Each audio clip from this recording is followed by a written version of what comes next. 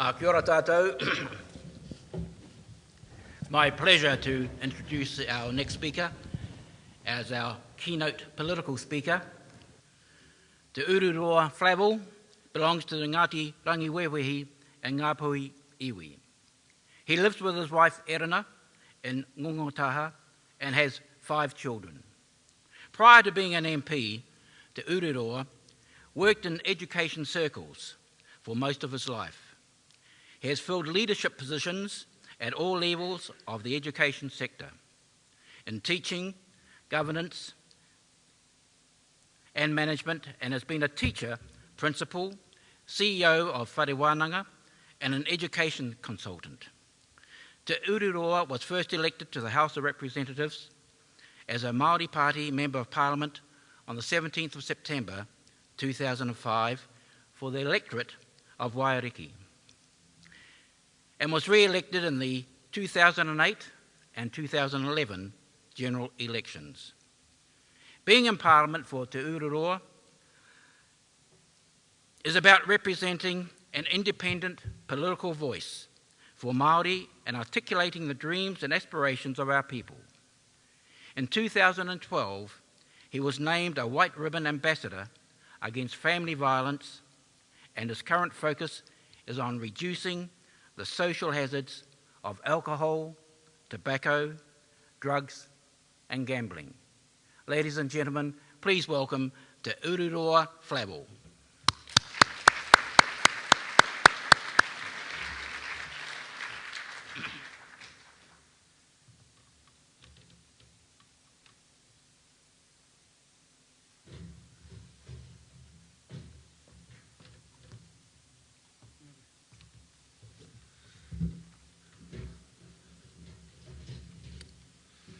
Kia ora tātou katoa. Tēnā koutou kua tae mai ki Wānganui iau i Aotearoa. A tēnei te whakatau atu nei ki a koutou. Hare mai me ngā mate kei rungi a koutou. Kia tangi he tātou i te rā nei, kia tae ai tātou te ki, koea, koea, koea. Te matua tēnā koe mo te au nā whakatau i au, o tira, koro ko tō horanga tira, kua tae mai ki au ki Aotearoa. Nōku te whiwhi ko eke mai koutou ki mua i te aroro te arawa i te rā nei. Tēnā koe, tēnā koutou, kia ora tātou katoa. Greetings, good morning everyone, nice to see you all, and I'm just aware that you might have been sitting for a while, and being a member of Parliament and stuff, we tend to do the same sort of thing, sit for a while, so I thought I might just ask if you wanted to have a quick stretch to stand up just before we start and talk to somebody.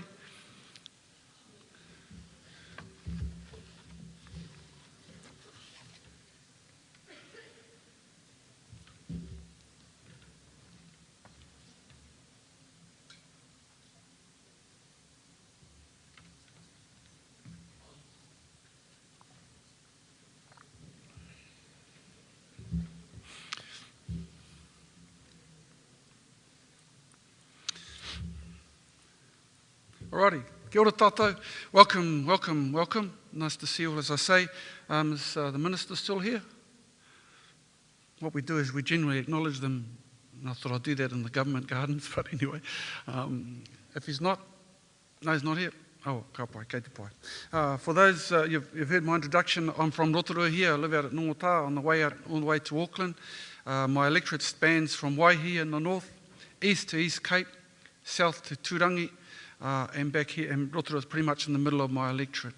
As been mentioned to you, I've been in Parliament now for about 7.5 years, an experience of a lifetime.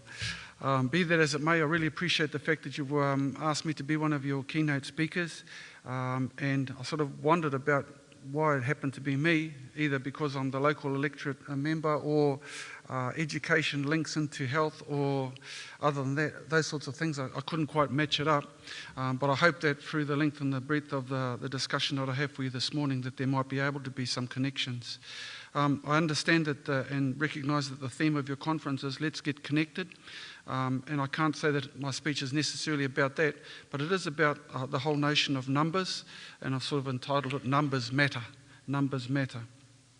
And if there are questions at the end, that's cool. I'll take questions, but just be aware that I just learned how to spell stethoscope not long ago, and if there are any hard questions, I'll refer you to Panadol.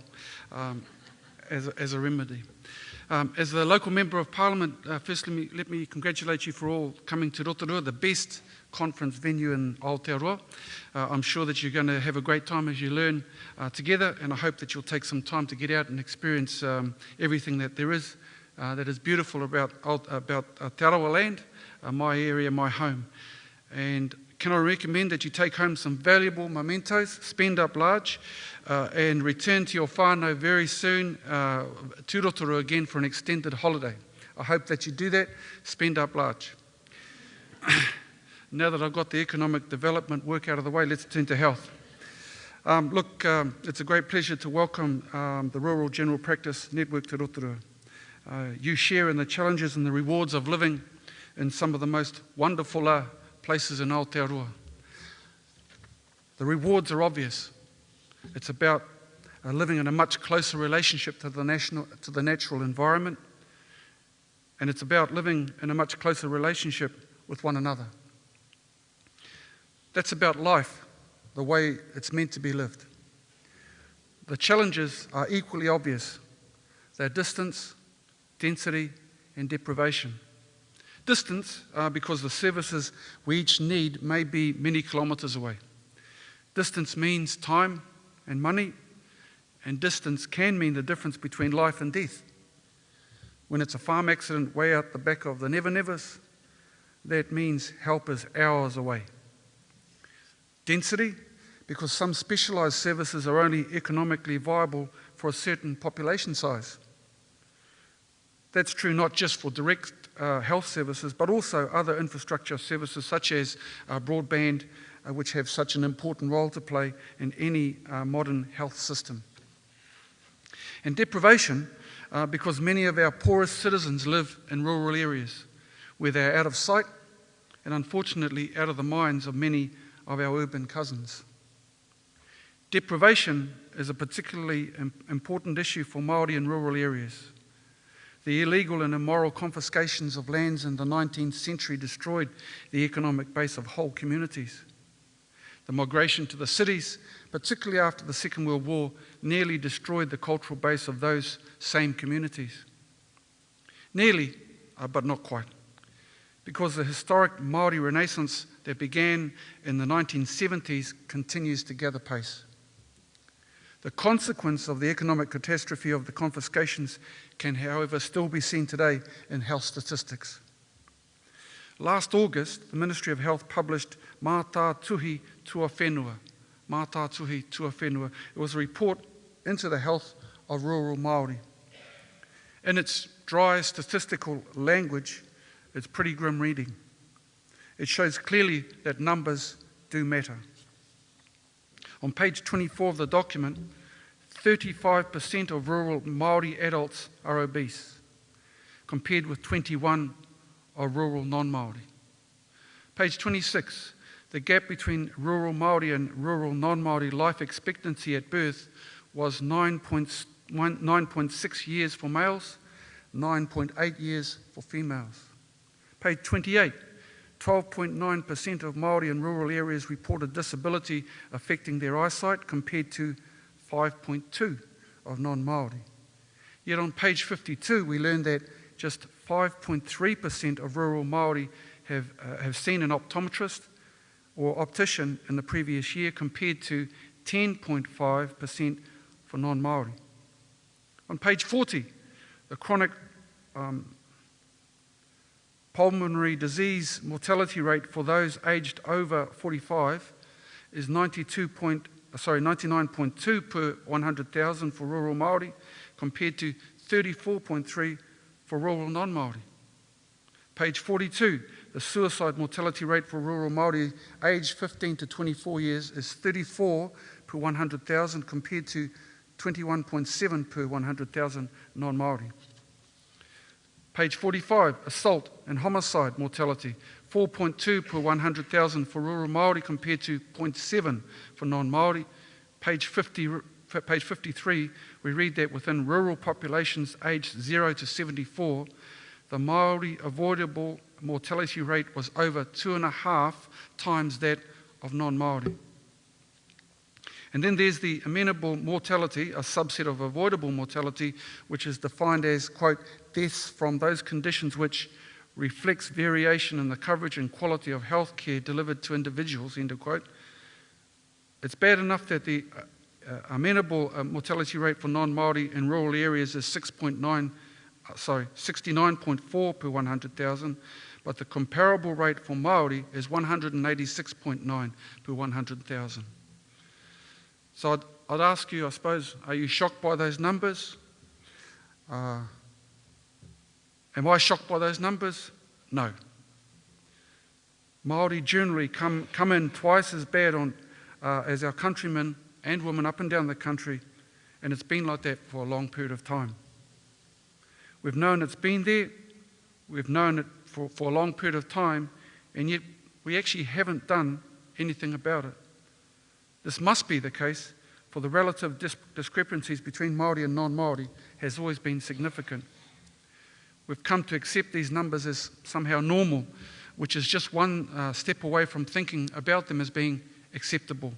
But they're not acceptable, not even close. In fact, they're scandalous, and they're numbers that we should, in fact, be very much ashamed of, in particular at the government level.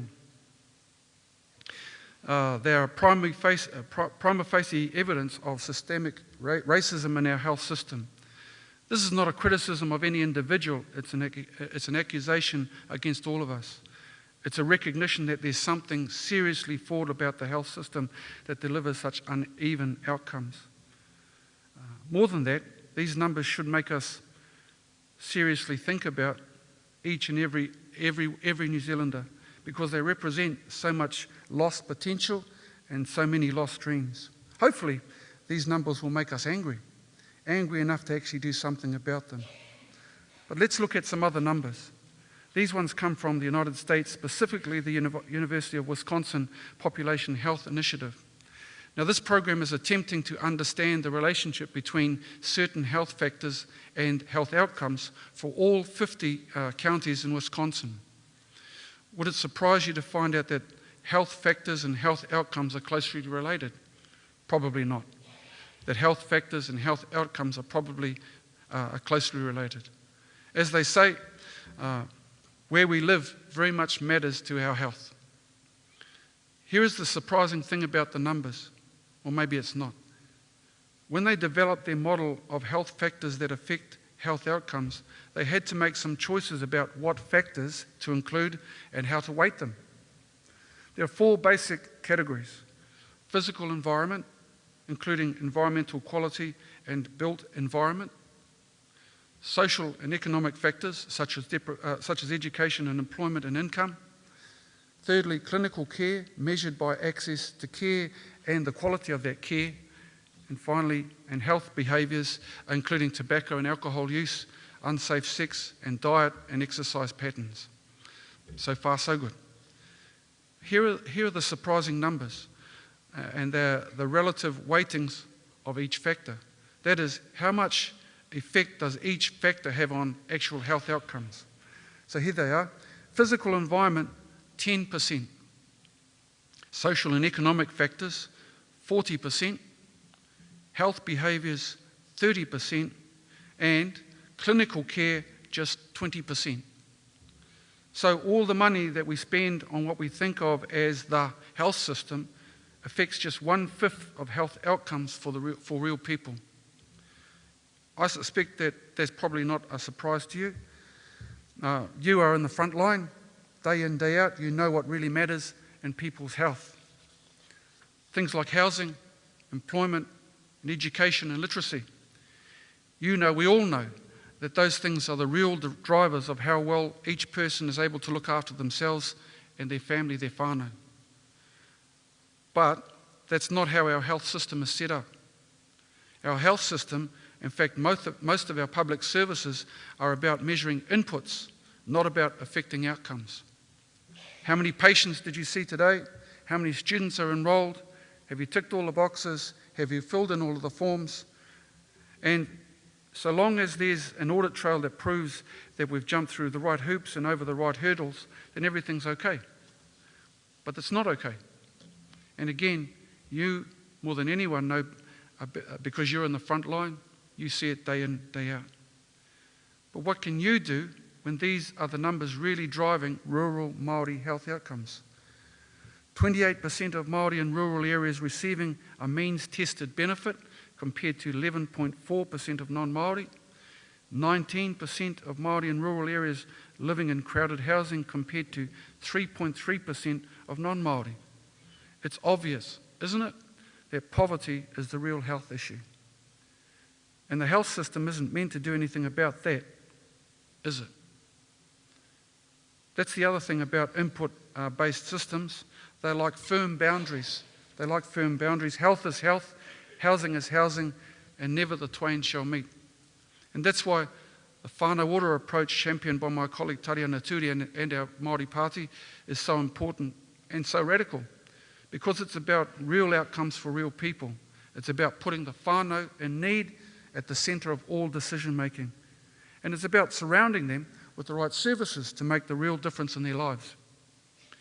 Tariana always talks about whānau ora as not a program, but an approach that can be taken up across the whole of the public sector. You see, because everything is connected, health and education and employment and housing, they're all connected.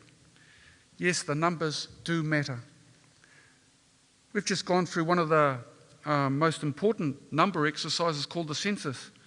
And I'm really looking forward to hearing about how those numbers have changed and what they might mean for the future. We're about to embark on another important campaign called the Māori Electoral Option. There is an opportunity for Māori in this option to choose between the general role and the Māori electoral role. And if enough Māori switch to the Māori role, we could add one or two more seats to the 7 that are already available for Māori at this point in time. But let's be clear that it's not about Māori getting something extra. We're only getting one vote for an elected MP. We still get one party vote, which helps to determine the proportionality of Parliament. What it is about is ensuring that the Māori voice will continue to be heard, because the numbers matter. And in politics, there always seems to be bigger numbers to chase for the mainstream parties. Most of all, it matters because of all of those numbers I talked about earlier. That's the rural Māori avoidable mortality rate. That was over 2.5 times that of rural non-Māori.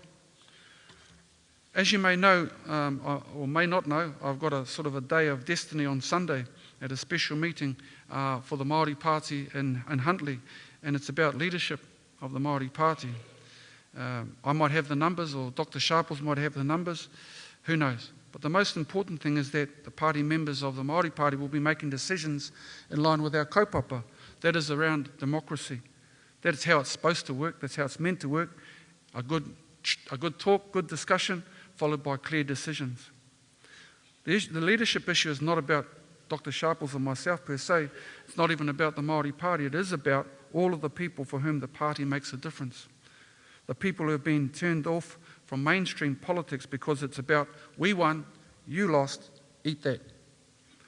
The people who have been left out by policies that are about some. So I'll start again. The people who have been left out by policies that are about some, but not all New Zealanders. The people who believe that there needs to be a strong independent voice that can make both major parties, Labour and National, face up to the issues that they would sometimes rather ignore. You see, both parties in Parliament have shown themselves willing to ignore the mana of the Treaty of Waitangi when it suits their own narrow political interests. It's about the people who know that we need to keep moving and improving our entire education system from preschool to tertiary, because we must not settle for an education system, or indeed a health system that works well for many but utterly fails many others. We also need to face the fact that our current welfare system is part of the problem. For far too many people, it's not a safety net anymore. It's become a fishing net that entangles you and restrains you and slowly drowns you in rules and regulations. We need economic policies that focus full bore on the most important thing we need right now, to improve people's health and welfare, more and better jobs. Not tomorrow, not when they trickle down, but actually right now. More, better jobs. And we need to expand the health budget from treating the symptoms of diseases to eliminating their origins. And that's why the Māori Party has secured money for rheumatic fever. That we have managed to secure that money is a good sign that maybe we are starting to learn some of those lessons. We need a health system, actually a whānau ora system that focuses on achieving better outcomes rather than simply measuring inputs. Because real outcomes for real people are the numbers that really matter. Ladies and gentlemen, thank you for the opportunity to be here today to share some ideas with you. Thank you for the service that you give to the people of the rural communities, the many people I talked about earlier, the length and breadth, throughout the length and breadth of this country. I wish you well for the rest of your hui. I don't think I'll be able to come back to any of the dinners and other functions that you're having, but I see by the stalls on the other side that wine is an incentive. But I would be happy to take any questions. Thank you so much for having me here. I hope that you enjoy your conference and come back sometime. Tēnā koutou, kia ora tātou katoa.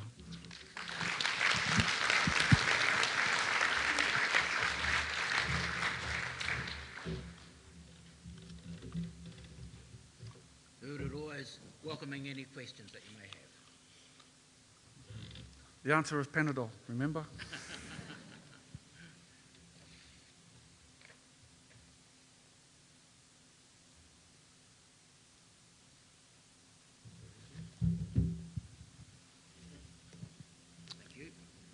Thank you, Te Ura, for your talk. Very interesting. You're talking about inputs and outcomes. I guess you understand at the moment there's a real shift to outcomes in the health sector. Whānau ora, as you say, is over-encompassing and should be done over the whole health sector, plus other sectors. At the moment, you can measure inputs for whānau ora. How do you measure the outcomes? Because surely they're very long-term. And that's probably the big argument that we have with one particular political party called New Zealand First that continues to criticise it. I think the big thing that I'd emphasise about whānau ora is to get away from that boxed approach and say that, it was set up deliberately to try and get agencies to work side by side with an all-encompassing wraparound of whānau and taking the whānau at the centre of those issues. For far too long, Tariana uses the analogy that we have 5 cars in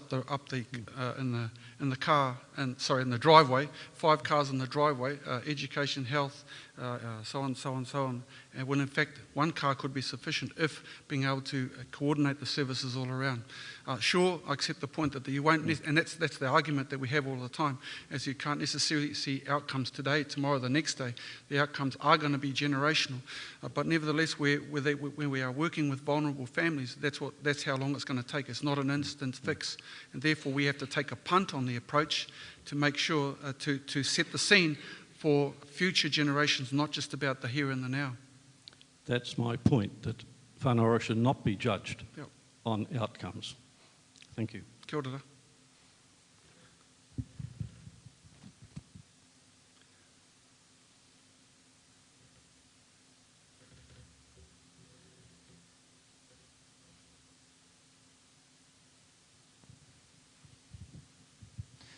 Hello, I'm Bronco Sania from the Rural Medical Immersion Program.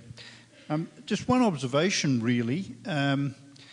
We spend a lot of time in health doing things to people.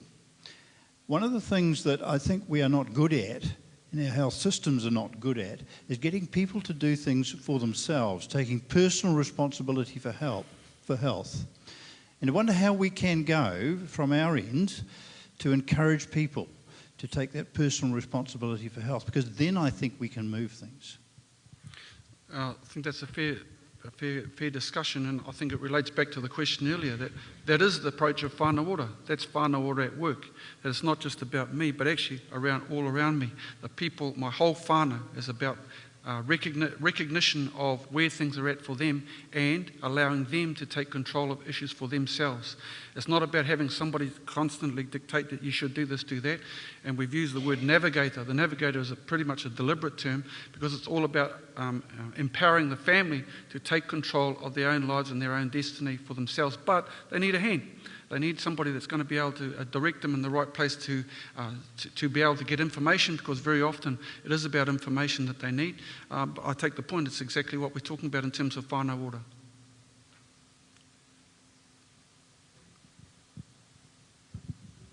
Kia ora, I'm a GP from Raglan. Tēnā koe. I have another question about whānau ora. My understanding is it's a reciprocal agreement, so that the navigator helps guide the whānau through the system, and the understanding is that as the whānau start to learn about how to empower themselves within the system, that they could put their energies back in. And I'm just wondering whether that's correct, first of all, and if it is correct, how successful that's been as a ideal. Well, it's not quite correct. The idea is that the family becomes empowered to be able to actually step away from state handouts. Actually want them to be able to look after themselves in a way that they believe is appropriate for them, as opposed to the state telling them this is how you should do it. But acknowledging that the state does have a part to play, and that's where the navigator comes in, is a sort of a go-between between the family, the whānau, the wider family, engaging the family, bringing them closer, because a lot of it is about dysfunctional families for a starter.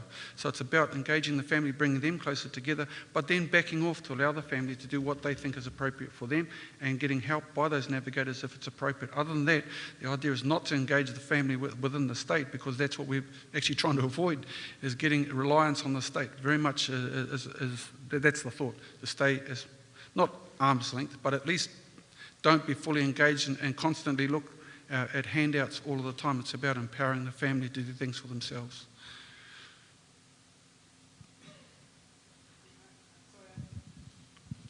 My understanding also was that the expectation was that the family would then help other families to do things for themselves. That's what I meant by that. And the question really was, has that actually worked? It's still, I can't honestly tell you sort of here and now, but there has been a lot of research done, and as you would imagine, an evaluation of the whānau ora kaupapa throughout the length and the breadth of the country. Whether it's sort of gone on to a ripple effect outside of the immediate family, I can't tell you right here and now and say, yes, it's been fantastic. I think that very much, firstly, the focus has been to try and get the kaupapa established in the first instance. The hope, of course, will be that it does draw in people. But the examples that I've heard about in my own electorate tell me that that is in fact what happens. But I can't say that it's absolute fact or otherwise, but certainly from the word that I've heard from those families that have been engaged with whānau ora, it has achieved a ripple effect, firstly with the close whānau, but all of a sudden everybody else says, hey, they're doing all right, they've changed. That papa has gone off alcohol and is now focusing back on the kids, and there has been that sort of role model come ripple effect within some families, but I can't give you too much other than that.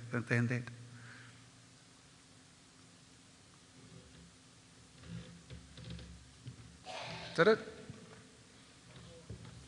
One more? Oh.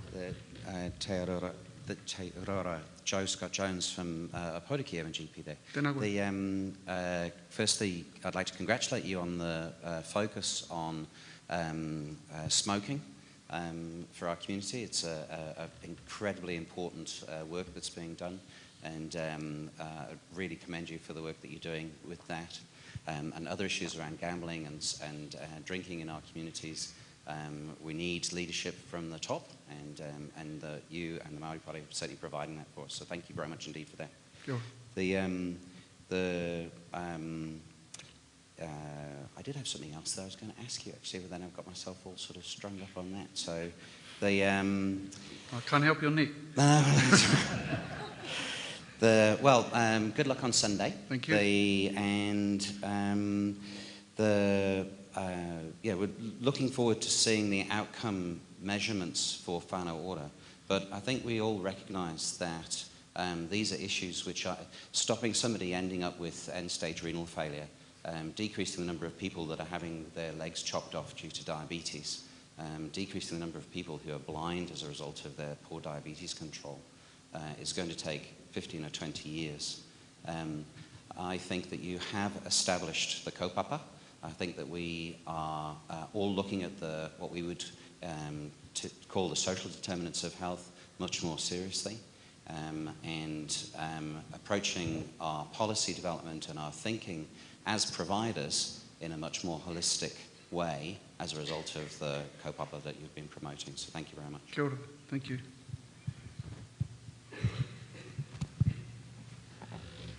Motu. Thank you so much to Ururoa.